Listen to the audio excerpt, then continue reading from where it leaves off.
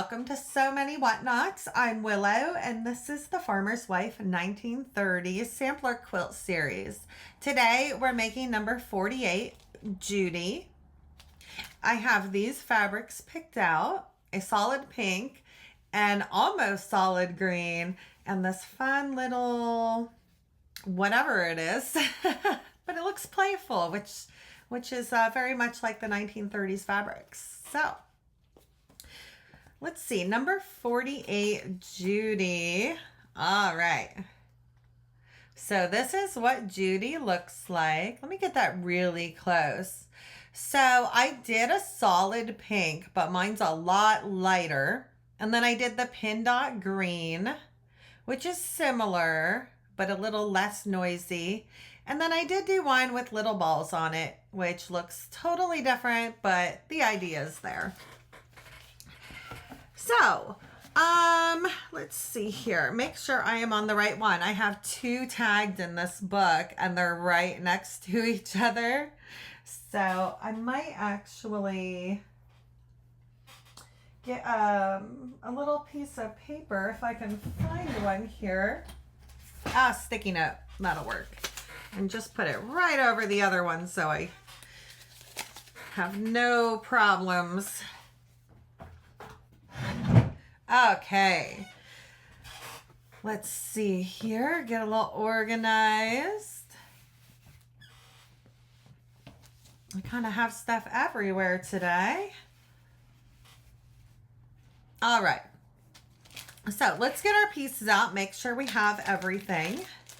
There has been one or two videos where I have been missing pieces or have had too many pieces. All right. And it looks like we will reuse all but these and this one. But it looks like everything else is here. Okay, let's start with the, let's see, which one is that? That would be the print. Okay. Okay, in the book, the light pink is the print. It actually might be a little pink. Excuse me. I'm just double checking so I don't mess anything up. But yeah, that pink. All right. It's like a salmon. It's more like a salmon than a pink, but okay. So what we're going to do for this one is cut out, now these are a little too big. So I'm actually going to have to waste a bit of fabric and do them this way. Is that the right one? Yes, it is. Okay.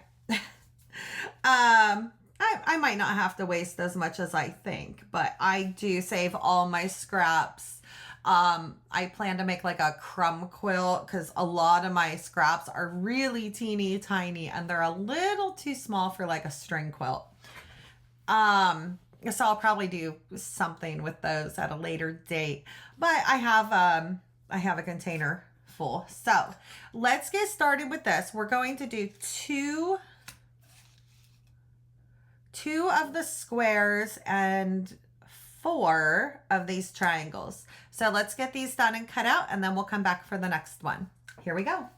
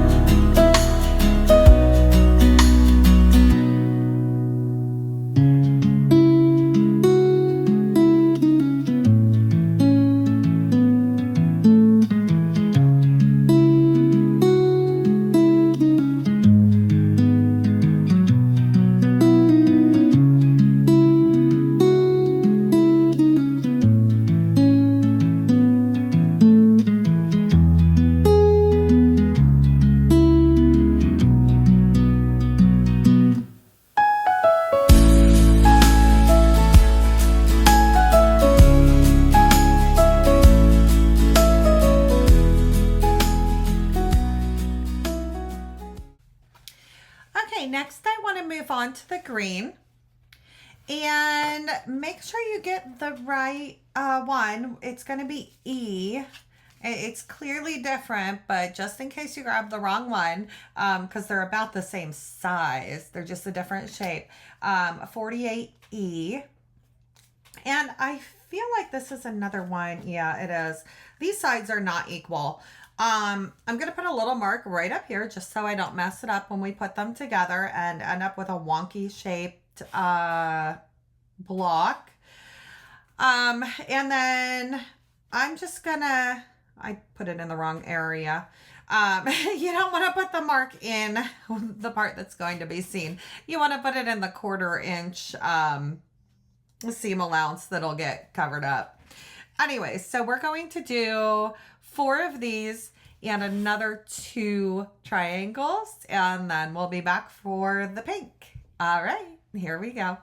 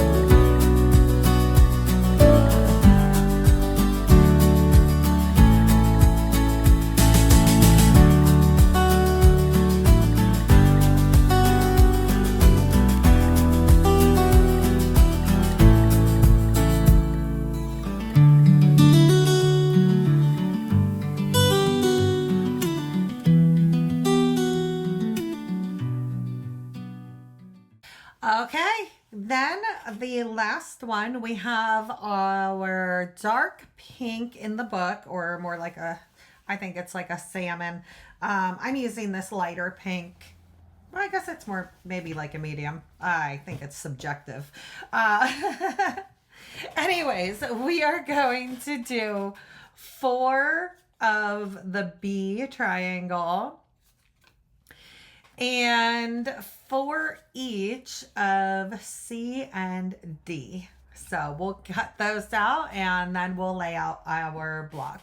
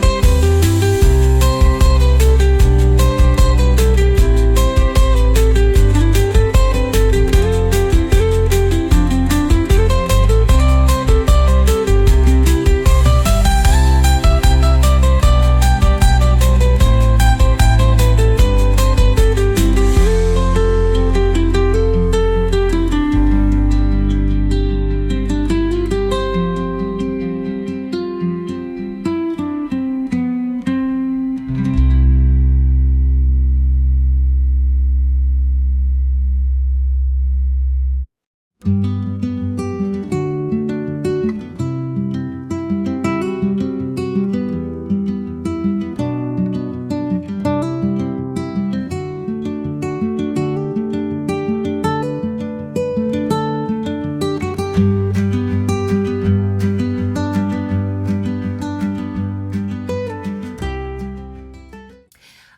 let's lay this block out. I'm gonna move my pieces off to the side here. Hopefully still in view. There we go. Okay, so I'm gonna start with my solid pink, and I'm gonna put one in each corner. And this is going to be put together as a 9 patch. A lot of these are put together as 4 patches or 9 patches. All right, and then we are going to take our print, our main print, I guess, our multicolored print, and we are going to just overlay those like this, because we will be sewing these half square triangles together as one of our 9 patches. Okay, so those are 4 pretty easy ones. Okay, so next we need to get these, and make sure you have the mark we made pointing into the center, and we will just put those in the middle of the edges, all 4. My watch keeps going off. There's a group message with the lacrosse moms, and they're all very chatty this morning. So if you see me keep going like this, I'm silencing my watch. Okay, now let's take this one, which is, let's see, D. Yeah, this is D, and we're going to put this to the right. Nope. Yes, this is correct. It looks weird. That is not correct. This one goes to the left. Okay, to the left, all the way around. And then we'll take the other one, which is C, and we'll put it on the other side. And you can overlap those. And those are another part of the 9 patch. So now we have 8 of them. All right, and the last one, you're gonna take your squares and just make a little 4 patch as our last unit. Okay, and these just leave a little gap between the middle, because we'll sew 2 together and then make a unit.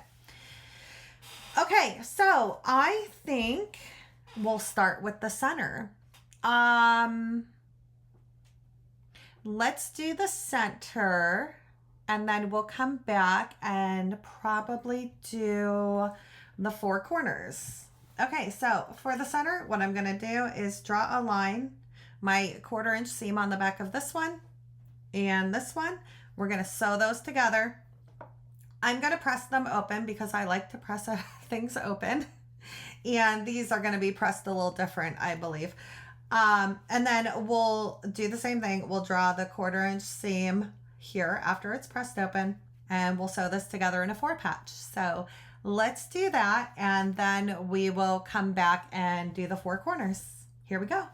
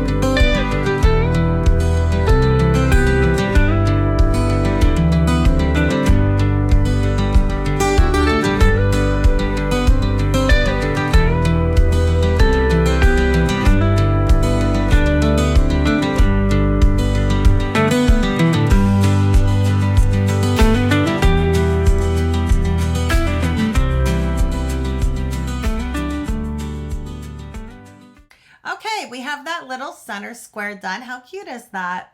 So this is actually a little 4 patch that's going to go in a 9 patch. I just love that. Absolutely love that. Okay, sorry. I'm a little quirky today. So next we're going to do these half square triangles. And I'm just going to draw along the side, flip those, the long side, flip those up and sew them together. I would say that these do not need to be pressed open. I'm trying to think because these I usually go the big triangle way. So they'll get pressed towards the pink. Yeah, I think I might just press these toward the pink and everything's going to get pressed toward the pink and we'll just see what happens. So I'm going to do these 4 and then I will come back and we will work on these 4. Okay, here we go.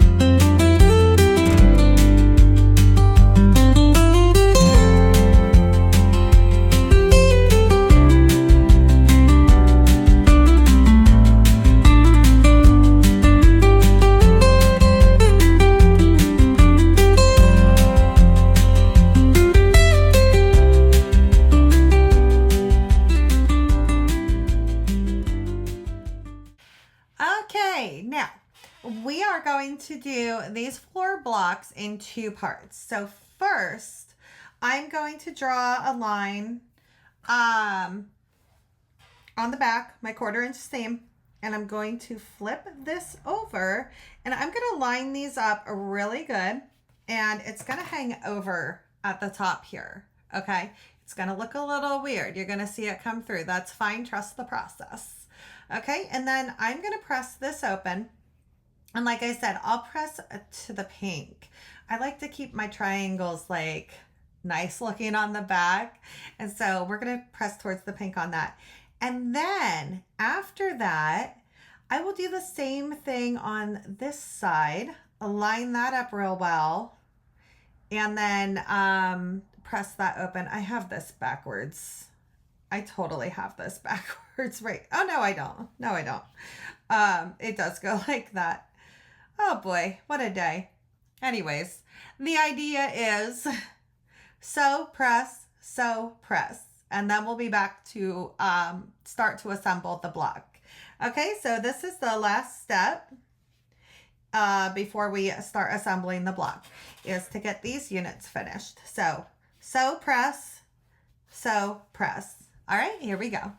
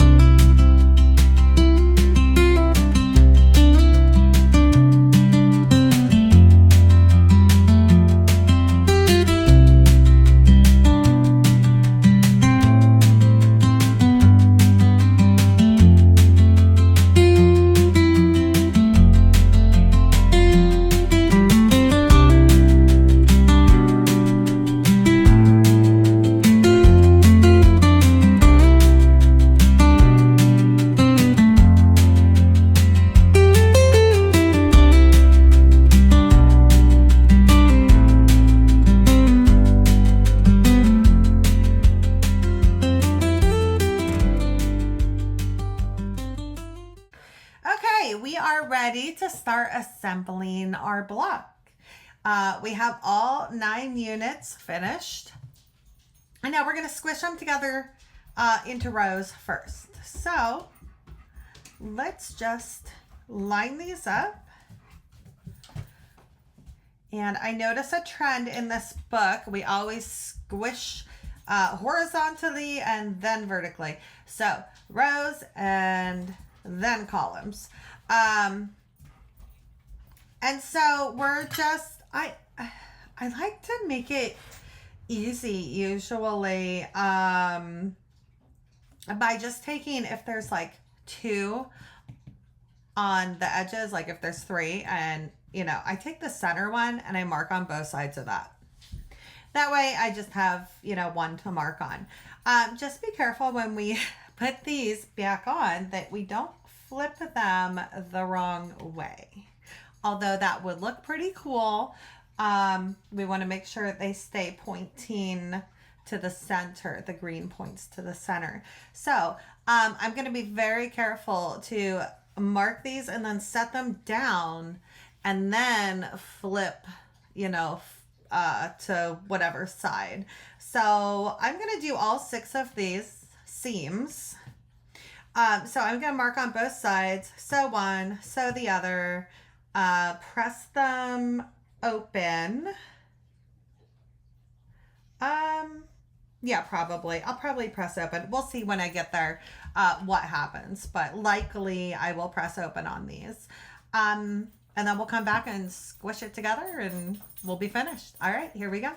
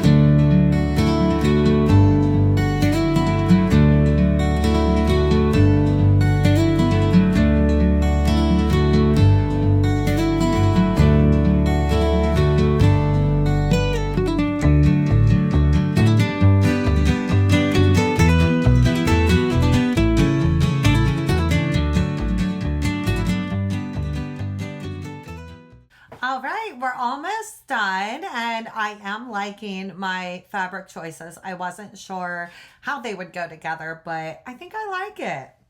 Okay, so our last two seams, guys. We're almost done.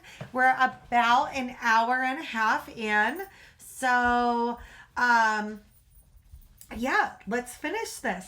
So what I'm going to do here is just squish this together. I'm going to draw on the back of this middle piece on both sides and then just assemble it together. Okay, so we have two seams left and then we are finished. So let's get this done.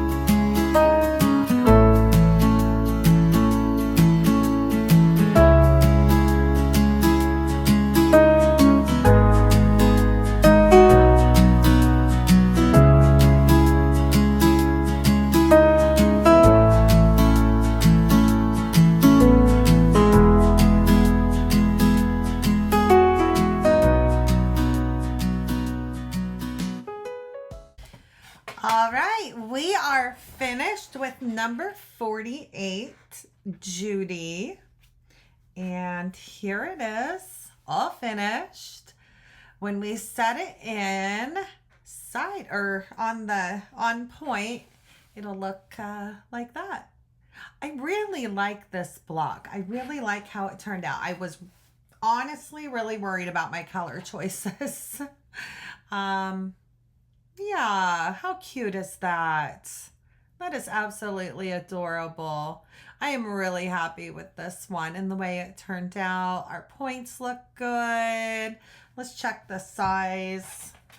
Make sure that I don't have to redo this. Yep, we are looking good on that. Whoops, sorry. I keep forgetting about my light.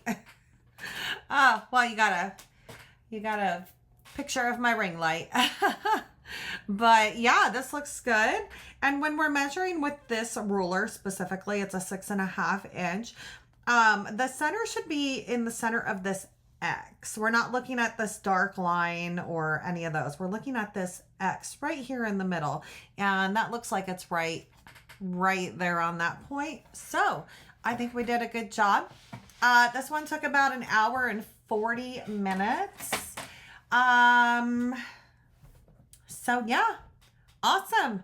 Congratulations on finishing up number 48, Judy, and we'll see you back for the next one. All right, bye.